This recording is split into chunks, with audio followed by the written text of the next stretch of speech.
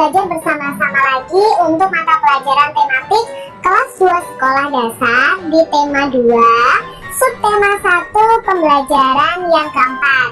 Kita langsung saja ke materi.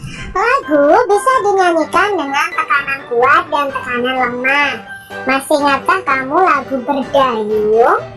Pada pembelajaran sebelumnya kita sudah belajar lagu Berdayung ini dinyanyikan dengan tekanan kuat dan tekanan lemah.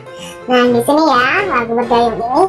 Jadi untuk yang diberi tanda merah ini dinyanyikan keras, untuk yang diberi tanda biru ini dinyanyikan lembut, dan yang tidak ada garisnya, tidak ada tandanya itu dinyanyikan biasa. Untuk kalian masih ingat nih. Nyanyikan kembali lagu Berdayung bersama temanmu. Sebelumnya berikan tanda lingkaran atau tanda setengah lingkaran. Nah, untuk pembelajaran sebelumnya kita sudah belajar bagaimana membedakan panjang pendek dari sebuah lagu. Nah, untuk syair lagu yang dinyanyikan panjang, kita akan memberi tanda lingkaran, sedangkan untuk yang dinyanyikan pendek akan kita beri tanda setengah lingkaran. Ingat, untuk yang dinyanyikan panjang itu ciri-cirinya ada 2 ketukan. Nah, 2 ketukan itu berarti ada notnya, lalu diakhiri titik atau di belakangnya itu ada tanda titiknya, itu berarti dinyanyikan panjang. Tetapi kalau di belakangnya tidak ada tanda titiknya, berarti itu dinyanyikan pendek. Maka kita beri tanda atau kita beri gambar setengah lingkaran. Nah, ini lagu Berdayungnya ya. Syairnya lajulah perahuku laju. Nah, dari ini kita lihat dari notnya ini ya. Nah, ini not yang pertama pada lirik la itu ada not mi dan titik, maka ini dinyanyikan panjang. Panjang tadi diberi tanda lingkaran. Lalu kita lihat re ya, re di sini untuk syair ju. Nah, karena di sini tidak ada tanda titik, maka diberi tanda setengah lingkaran. Lah, nah lah ini dinyanyikan juga pendek karena tidak ada tanda titik yang mengikuti, jadi pendek juga. Prahu. Nah, di sini pra dan hu-nya juga tidak ada tanda titik, maka diberi tanda setengah lingkaran. Ku. Nah, ku di sini ternyata di belakangnya ada tanda titik, maka ini dinyanyikan panjang. Lalu kita beri tanda lingkaran. La. Nah, la di sini tidak ada tanda titik, berarti setengah lingkaran. Cu. Nah, cu-nya di sini diakhiri atau di belakangnya ada tanda titik, berarti dinyanyikan 2 ketukan, berarti itu dinyanyikan panjang, maka kita beri tanda lingkaran. Dan di sini ada nada nol. Nada nol itu tidak bisa bunyi dia ya. Jadi ini kita bisa beri tanda setengah lingkaran karena ini hanya ada 1 ketukan saja. Lalu syair yang berikutnya, meluncur di air biru. Nah, dari lagunya saja yang kita nyanyikan kita bisa tahu Nah, berarti di sini me-nya panjang, berarti kita beri tanda lingkaran. Bentar, benar kan ya? Karena di sini ada tanda titik, jadi ini 2 ketukan. Meluncur di a. Nah, luncur di a. Di sini tidak ada tanda titik di belakangnya. Tanda tujuhnya kok ada? Not tujuhnya ada tanda titik belakangnya. Ini yang dimaksud adalah nada si rendah ya. Jadi ini tetap setengah lingkaran ya, karena hanya 1 ketukan dinyanyikan pendek. Lalu di sini ir ya. Ir itu ada tanda titiknya. Ini juga dinyanyikan panjang. Meluncur di air. Irnya panjang, jadi kita beri tanda lingkaran biru. Nah, bi-nya itu kita nyanyikan cepat, jadi pendek. Jadi kita beri setengah lingkaran, ro-nya kita beri 1 lingkaran karena di sini ada tanda titiknya, dan untuk nada nolnya atau ketukan nolnya kita beri setengah lingkaran. Nah, ini lanjutannya deh. Lajulah perahuku, laju. Yuk kita cari tahu untuk syairlah. Ya, ini dinyanyikan panjang, berarti lingkaran ya. Ju.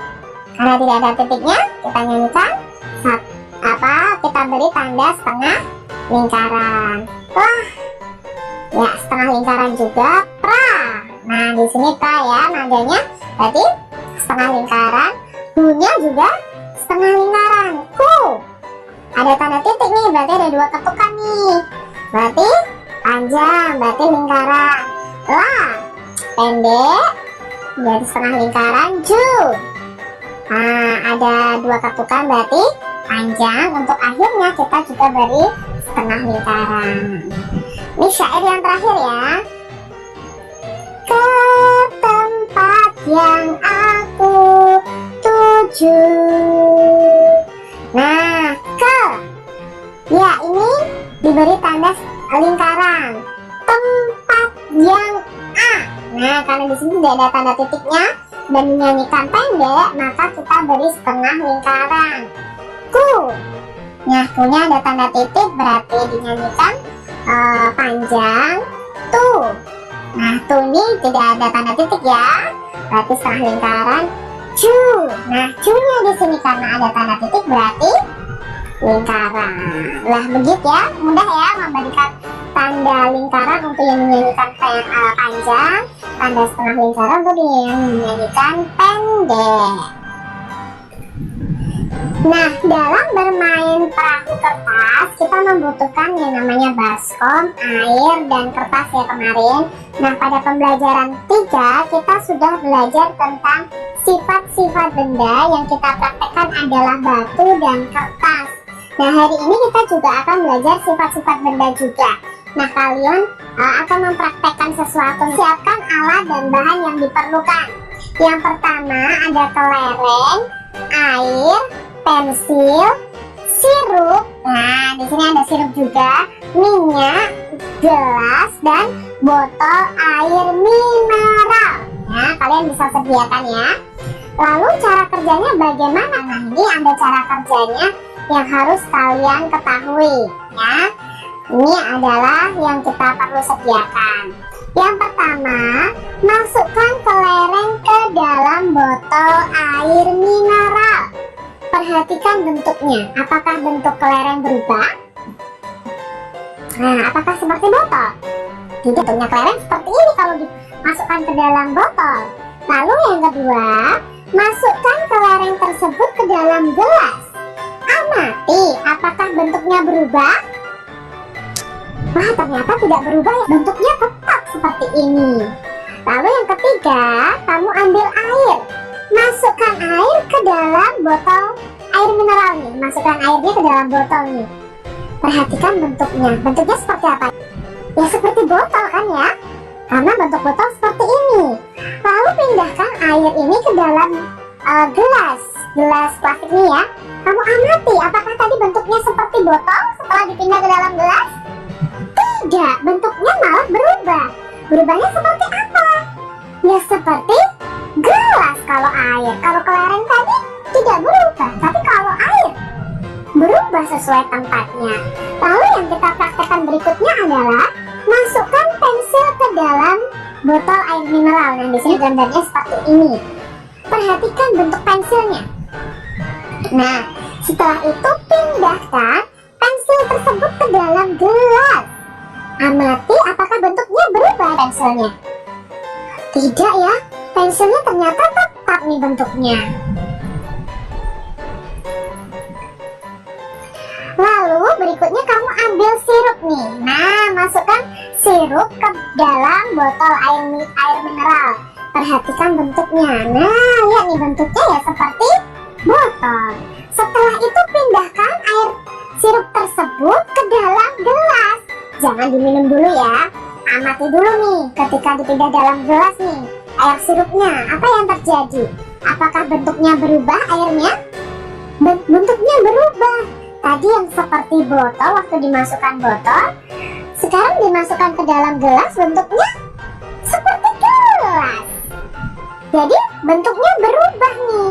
Kalau airnya tidak berubah, sirupnya tidak berubah, tapi bentuknya itu sesuai dengan tempatnya. Dimasukkan dalam botol jadi seperti botol bentuknya, dimasukkan ke dalam gelas bentuknya ya seperti gelas. Sekarang masukkan minyak botol ke dalam air, minyak ke dalam botol air mineralnya. Di sini kan ya gambarnya ya, bentuknya ya sesuai tempatnya nih. Ketika minyak dimasukkan ke botol, ya enggak? Pindahkan minyak tersebut ke dalam gelas. Nah, ketika di dalam gelas, apakah bentuknya seperti botol? Tidak, tapi seperti gelas. Nah, sekarang kita isikan hasil pengamatan kita pada tabel ini. Kelereng. Nah, kelereng tadi ketika dipindah-pindah tempat, bentuk bendanya tetap atau berubah? Ya, bentuk bendanya tetap. Ya, seperti kelereng. Air. Ya, tadi air dimasukkan botol lalu dimasukkan ke dalam gelas. Apakah bentuk bendanya berubah? Berubah. Ketika dimasukkan ke dalam botol ya bentuknya seperti botol. Ketika dimasukkan ke dalam gelas bentuknya seperti gelas. Ya. Lalu pensil, apakah pensil juga bentuknya tetap atau berubah? Mau pindah-pindah tempat, bentuknya tetap. Nah, sekarang sirup ketika berpindah tempat, apakah bentuknya tetap atau berubah? Ya, bentuknya juga berubah. Lalu untuk minyak, tetap atau berubah nih bentuknya? Ya, untuk minyak bentuknya berubah. Jadi yang tetap ada kelereng dan pensil, lalu yang berubah sesuai tempatnya ada air, sirup, dan minyak. Nah, kita ini ya, di sini gambarnya tadi. Sekarang kita akan simpulkan nih dari pengamatan kita nih. Kesimpulannya, mana yang benda padat? Ya, kelereng dan pensil tidak akan berubah bentuk dan ukurannya walaupun berpindah-pindah tempat. Maka kelereng dan pensil ini adalah benda padat. Sedangkan untuk sifatnya, sifat benda padat ini tidak akan berubah bentuknya dan ukurannya tetap walaupun berpindah-pindah tempat. Sekarang untuk air, sirup, dan minyak. Nah, air, sirup, dan minyak itu adalah benda cair, ya, bukan benda padat. Bentuk air, sirup, dan minyak itu selalu berubah-ubah sesuai bentuk wadah atau tempatnya. Jadi kalau ditempatkan air itu ditempatkan di gelas ya bentuknya seperti gelas. Ditempatkan di mangkok bentuknya seperti mangkok. Ditempatkan di botol ya bentuknya seperti botol. Jadi sifat benda cair itu adalah bentuknya selalu berubah-ubah sesuai bentuk wadahnya atau bentuk tempatnya. Jadi ini adalah kesimpulan dari apa yang kita praktekkan hari ini. Bacalah teks percakapan berikut. Kalau adik tuangkan air ke dalam gelas, bagaimana bentuknya? Tanya ibu. Bentuknya seperti gelas, Bu. Lalu si ibu berkata lagi, sekarang bagaimana kalau air di gelas dipindahkan ke dalam botol? Lalu ini Benny memindahkan airnya ke dalam botol. Bentuknya sama seperti botol, Bu. Itu kata Benny. Nah, bagaimana simpulanmu, adik? Air bentuknya dapat berubah tergantung tempatnya, Bu, jawab si Benny. Lalu ibu berkata, benar sekali, Nak. Air adalah benda cair yang bentuknya dapat berubah mengikuti bentuk wadahnya. Jawablah pertanyaan berikut berdasarkan teks percakapan tadi. Ada beberapa pertanyaan yang akan kita jawab. Yang pertama, bagaimana bentuk air jika dimasukkan ke dalam gelas? Maka bentuknya akan seperti apa? Ya, bentuk air akan menyerupai bentuk gelasnya. Lalu yang kedua, bagaimana bentuk air jika dipindahkan ke dalam botol? Bentuk airnya seperti bentuk botolnya. Bagaimana pula bentuk air jika dipindahkan ke dalam mangkok? Ya, bentuknya akan seperti mangkok. Apa saja benda yang sifatnya sama dengan air? Tadi yang kita praktekkan apa saja? Ada minyak, ada sirup, madu, kecap, saus, air teh, bensin, solar, oli. Itu termasuk benda yang sifatnya sama dengan air atau disebut dengan benda cair. Nah, di sini Kak akan memberitahu bahwa ini adalah bola yang termasuk benda padat. Kalau isinya ada anginnya, nah anginnya itu adalah benda gas. Tapi bola sendiri adalah benda padat. Punya 4 kelompok bola. Setiap kelompoknya terdiri dari 2 bola. Kalau mau menghitung seluruhnya bisa dengan penjumlahan 2 ditambah 2 ditambah 2 ditambah 2. Tapi juga bisa membuatnya dalam bentuk perkalian, yaitu ada 4 kelompok bola. Maka nanti kita tulis 4 dikali masing-masing kelompok ada 2. Maka 4 dikali 2. Atau kalau nanti tidak ada gambarnya dari penjumlahannya ini, kita bisa ubah dalam perkalian. 2-nya ada 4. Lalu dikali angka ini yang muncul. Yang berulang ini yang muncul adalah angka 2. Lalu hasilnya kita cari tahu. 4 kali 2 sama dengan 8. Nah, di sini Kak punya lilin nih. Lilin ini dibagi dalam 6 kelompok. Masing-masing kelompok terdiri dari 3 lilin. Kalau langsung dibuat perkaliannya seperti apa? Ya, perkaliannya adalah 6 dikali 3, karena ada 6 kelompok lilin dan masing-masing kelompok itu isinya ada 3 lilin. Lalu hasilnya ada berapa? Kita tinggal menghitung jumlah lilin yang ada. Ya, 6 dikali 3 itu hasilnya adalah 18. Di sini ada 2 kelompok bola basket. Masing-masing kelompok bola basket ada 5 bola. Nah, di sini kalau diubah dalam perkalian bagaimana? Ya, perkaliannya adalah 2 dikali 5. Nah, 2 dikali 5 itu sama dengan 10. Denny membeli kelereng. Kelereng tersebut dimasukkan ke dalam 4 kantong. Setiap kantong itu berisi 7 kelereng. Nah, kita mau mencari tahu jumlah kelereng Denny keseluruhan. Jadi, kelereng Denny itu ada 4 kantong. Setiap kantongnya berisi 7 kelereng. Berarti kita bisa tuliskan kalimat matematikanya itu adalah 4 dikali 7. Nah, 4 dikali 7 berarti kita bisa mencarinya dengan 7 ditambah 7 ditambah 7 ditambah 7. Hasilnya adalah 28. Jadi kita bisa tahu bahwa jumlah kelereng Denny keseluruhannya ada 28. Demikian untuk pembahasan di tema 2 subtema 1 pembelajaran yang keempat.